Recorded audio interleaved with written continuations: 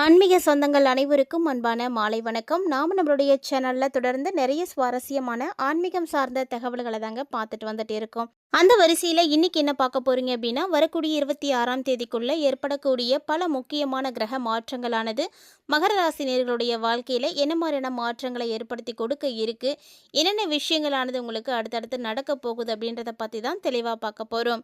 ஒருவருடைய வாழ்க்கையில் எதிர்காலத்தில் நடக்கக்கூடிய விஷயத்தை தெரிஞ்சுக்க முடியுமா அப்படின்னா அது ஜோதிடத்தினுடைய உதவியால் மட்டும்தான் முடியும். ஏன்னா எதுவுமே யாராலையுமே அடுத்து என்ன நடக்க போகுது அப்படிங்கிறத யூகிக்க முடியாது. இப்படி யூகிக்க முடியாத ஒரு சில விஷயங்களை கூட தெரிஞ்சுக்க முடியுது அப்படின்னா அதுக்கு ஆன்மீக ரீதியாக ஜோதிடம் ரொம்பவே முக்கியமானது. அதில் இந்த ஜோதிடம் எப்படி செயல்படுது அப்படின்னு பார்த்தீங்கன்னா நவ கிரகங்களுடைய செயல்பாடுகளை பொறுத்து தான். இந்த கிரகங்கள் ஒவ்வொன்றுமே ஒவ்வொன்றுக்குமே தனித்துவமான தன்மைகளோடு இருக்கும். ஒன்றொன்றும் குறிப்பிட்ட கால இடைவெளியில் ஒரு ராசியில் இருந்து இன்னொரு ராசிக்கு பயிற்சியாகக்கூடியது தான். அப்படிப்பட்ட இந்த கிரக அமைப்புகள் எப்படி இருக்குது, இந்த காலகட்டங்கள் மகர ராசி நேயர்களுக்கு எப்படி இருக்குது அப்படின்றத பார்க்கலாம். மகர ராசி நேயர்களை பொறுத்த வரைக்கும் இந்த நவம்பர் 25ஆம் தேதிக்குள்ளே நடந்திருக்கக்கூடிய முக்கியமான கிரக மாற்றங்களில் ஒன்று அப்படின்னா அது குருவினுடைய வக்ர பயிற்சி தான். குரு பகவான் இப்போது வக்ர நிவர்த்தி ஆகக்கூடிய நேரம். ஸோ மகர ராசிக்காரர்களுக்கு குரு பகவான் அள்ளி கொடுக்க தயாராக இருக்கார். வீடு, மனை, சொத்து இதெல்லாம் வாங்கிறதுக்கான யோகத்தை கொடுக்க போகிறாரு. இந்த நிலையில் ஒவ்வொரு விதமான கிரக நிலைகளுமே பார்த்திங்கன்னா ரொம்ப சிறப்பான இடத்துல இருக்குது. குரு பகவான் கடகராசியில் உச்ச பலத்தில் இருக்கிறாரு. வக்ரகதியை வேறு அடைஞ்சிருக்காரு. ஸோ இப்படி இருக்கும் பொழுது குரு பகவான் என்ன மாதிரியான மாற்றங்களை கொடுப்பாரு. ஒரு சில ராசிக்கு குரு பகவான் உச்சமடைந்தாலே நல்ல பலன்கள் கிடைச்சிடும்.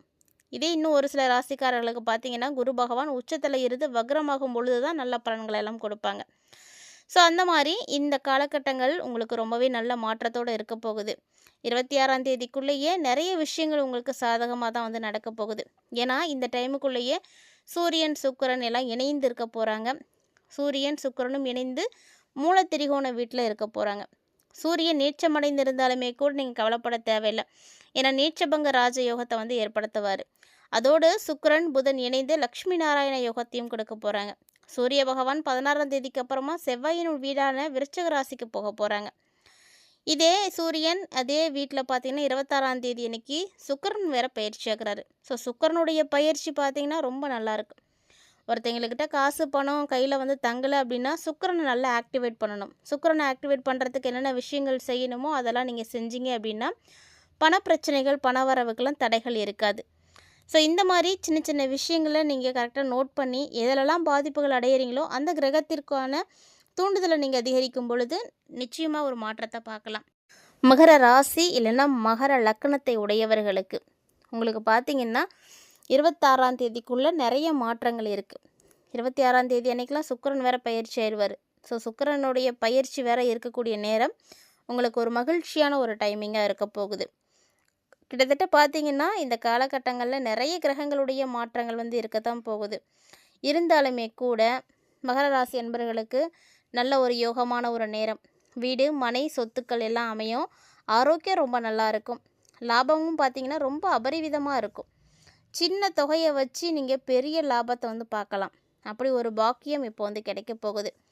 சுக்கிரன் பார்த்திங்கன்னா 5 மற்றும் 10 உடையவர். குடும்பம், தொழில் எல்லாத்துலேயும் ஆட்சி பெற்று தன்னுடைய சொந்த வீட்டில் ஆட்சி பலத்தோடு இருக்க போகிறாரு. ஸோ புதனோடு சேர்ந்து அமர்ந்து லக்ஷ்மி நாராயண யோகமும் கிடைக்க போகுது. அதனால் பார்த்திங்கன்னா தொழிலில் நல்ல லாபங்கள் எல்லாம் உருவாகும். இப்படி இந்த ஒரு லாபத்துக்காக தான் மகர ராசிக்காரங்க இவ்வளோ நாளாக கடுமையாக உழைச்சிட்டு இருந்தாங்க அப்படின்னு சொல்லணும். அதெல்லாம் இப்போ கிடைக்க போகுது. சொல்லப்போனால் வெற்றிகளுக்கு மேலே வெற்றிகள் தான். குடும்பத்தினுடைய தேவைகள், குழந்தைகளுடைய தேவைகள், பெற்றோருடைய தேவைகள், இப்படி எல்லாருடைய தேவைகளையுமே பூர்த்தி செய்யக்கூடிய ஒரு நேரம். ஸோ இந்த மாதிரி நல்ல நேரம் கூடி வரும் பொழுது எல்லா தேவைகளையும் உங்களால் சரி பண்ண முடியும். அது மட்டும் இல்லாமல் இவ்வளோ நாளாக கிடைக்காம இருந்த குலதெய்வத்தினுடைய அனுகிரகம் இப்போ உங்களுக்கு முழுமையாக கிடைக்க போகுது. ஸோ குலதெய்வத்தினுடைய அருள் கிடைச்சிருச்சு அப்படின்னாலே எந்த பிரச்சனையும் இருக்காது. அதாவது இஷ்ட தெய்வங்களாக நம்ம பல கடவுள்களை வணங்கிட்டு இருந்தாலும் கொண்டாடிட்டு இருந்தாலுமே கூட குலதெய்வம் அனுமதி கொடுக்காம இஷ்ட தெய்வத்தினுடைய அனுமதி கூட உங்களுக்கு கிடைக்காது. ஸோ இவங்க முதல்ல அருள் கொடுத்தாதான் அடுத்து அவங்களே உங்களுக்கு அருள் கொடுப்பாங்க. இந்த ஒரு நேரத்தில் இப்போது மகர ராசிக்காரர்களுக்கு குலதெய்வத்தினுடைய அனுகிரகம் கிடைக்க போகுது. அதனால் நீங்கள் செய்யக்கூடிய வழிபாடுகள், பரிகாரங்கள் எல்லாமே உங்களுக்கு நல்ல பலன்களை கண்டிப்பாக கொடுக்கும். புதன் வேறு 6, 9 கூடியவர். ஸோ 6, 9 உடையவர் அப்படின்னா அப்பா அம்மா மூலிமா உங்களுக்கு நிறைய உதவிகளை வந்து செய்து வைப்பார்.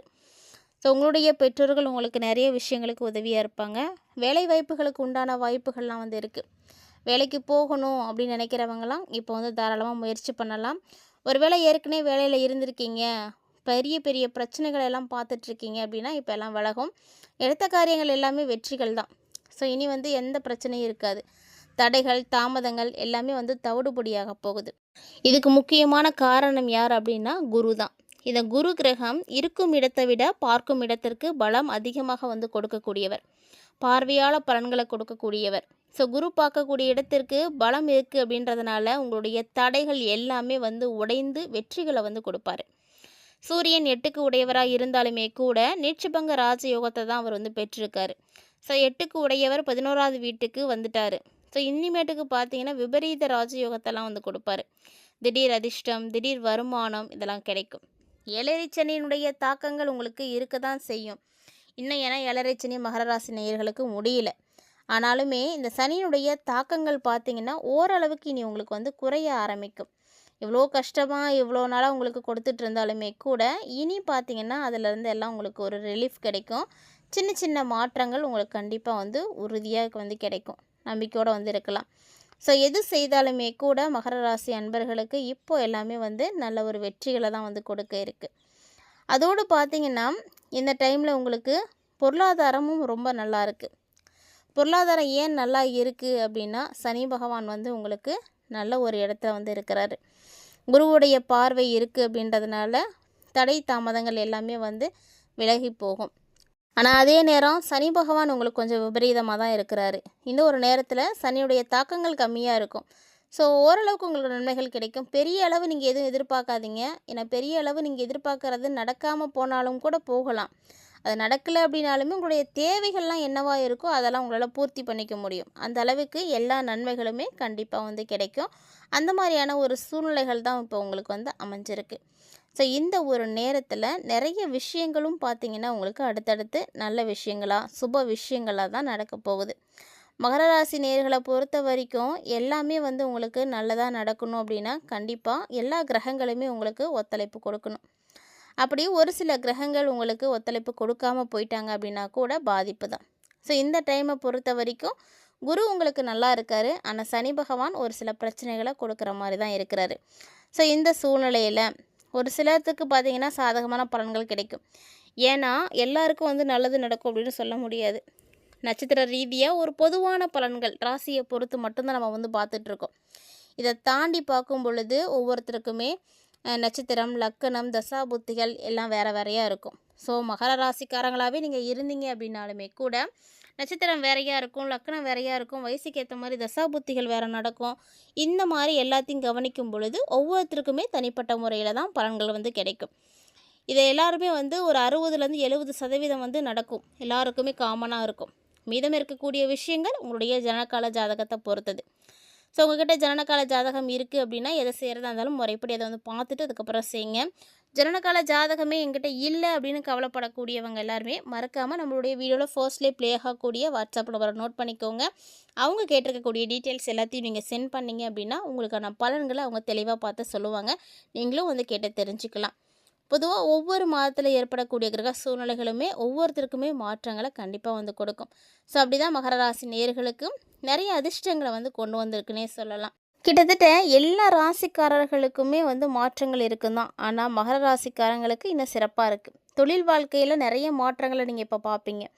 கடினமான உழைப்புக்கான பலன்களை இப்போ நீங்கள் அடைய போகிறீங்க. இவ்வளோ நாளாக கிடைக்காததெல்லாம் இனிமேட்டுக்கு வந்து கிடைக்கும். ஒரு சிலர்லாம் பார்த்தீங்கன்னா ஆரோக்கிய ரீதியான பிரச்சனைகளை எல்லாம் பார்த்துட்டு வந்திருப்பாங்க. என்னதான் மருந்துகள் எடுத்துக்கிட்டாலுமே கூட மருத்துவ செலவுகள் பார்த்துட்டு இருந்தாலுமே அந்த ஆரோக்கியத்தில் எந்த முன்னேற்றமும் இல்லாமல் இருக்கும். ஆனால் அந்த ஒரு நிலை கூட இப்போ மாறும். ஆரோக்கிய பிரச்சனைகள் எல்லாமே முடிவுக்கு வரும். ஏன்னா மாற்று மருத்துவத்தை நீங்கள் தெரிஞ்சுப்பீங்க. அதை வந்து செயல்படுத்தும் பொழுது உங்களுக்கு ஒரு தீர்வு கிடைக்கும். பெருமை பேசாதீங்க. பெருமை பேசுகிறதெல்லாம் விட்டுட்டு அதுக்கு பதிலாக நல்ல செயல்களுக்காக உங்களை நீங்கள் ஆயத்தப்படுத்துங்க, தயார்படுத்துங்க. நல்ல செயல்களை நீங்கள் செய்யணும் அப்படின்றதுக்காக உங்களை நீங்களே வந்து அர்ப்பணித்துக்கோங்க. பெருமை பேசுகிறதுனால ஒன்றும் நடக்க போகிறது கிடையாது. ஸோ நீங்கள் உங்களை ஒரு நல்ல விஷயத்துக்காக அர்ப்பணித்து நடந்துக்கும் பொழுது பல பிரச்சனைகள் எல்லாம் தீரும். பல வழிகளில் இருந்து பணம் வந்து கிடைக்கும். ஸோ நீங்கள் செய்யக்கூடிய முயற்சிகள் எதுவாக இருந்தாலும் உங்களுக்கு வெற்றி தான். ஸோ நாலா பக்கம் இருந்தும் பார்த்தீங்கன்னா நீங்கள் நல்ல ஒரு பண வரவை வந்து பெற முடியும். இதனால் பணம் வந்து உங்களுக்கு நிலையாக இருக்கும். இவ்வளோ பணம் உங்களுக்கு கிடைக்குது அப்படிங்கும் பொழுது அந்த பணத்தை கண்டிப்பாக நீங்கள் சரியாக செலவு பண்ணணும். ஒருவேளை நீங்கள் சரியாக செலவு செஞ்சீங்க அப்படின்னா நல்ல ஒரு முன்னேற்றத்தை பார்க்கலாம். தவறுதலாக செலவு பண்ணீங்க அப்படின்னா எல்லாமே விரயமாக போயிடும். ஸோ இந்த காலகட்டங்களில் நீங்கள் தொடர்ந்து சனி பகவானை வழிபாடு செய்துட்டு வாங்க. சனி பகவானுடைய ஆதிக்கம் குறைய உங்களுக்கு நல்ல விஷயங்கள் நிறையவே நடக்க ஆரம்பிக்கும்.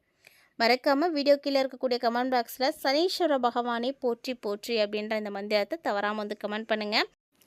இது ஓரளவுக்கு உங்களுக்கு நிறைய நன்மைகளை வந்து ஏற்படுத்தி கொடுக்கும். கிட்டத்தட்ட பார்த்தீங்கன்னா நீங்கள் நினைத்த விஷயங்கள் எல்லாமே வந்து நடக்கிறதுக்கான ஒரு ஆயத்தமாக இந்த டைம் இங்கே வந்து எடுத்துக்கோங்க. 25ஆம் தேதிக்குள்ளேயே நிறைய விஷயங்கள் நடக்கும்.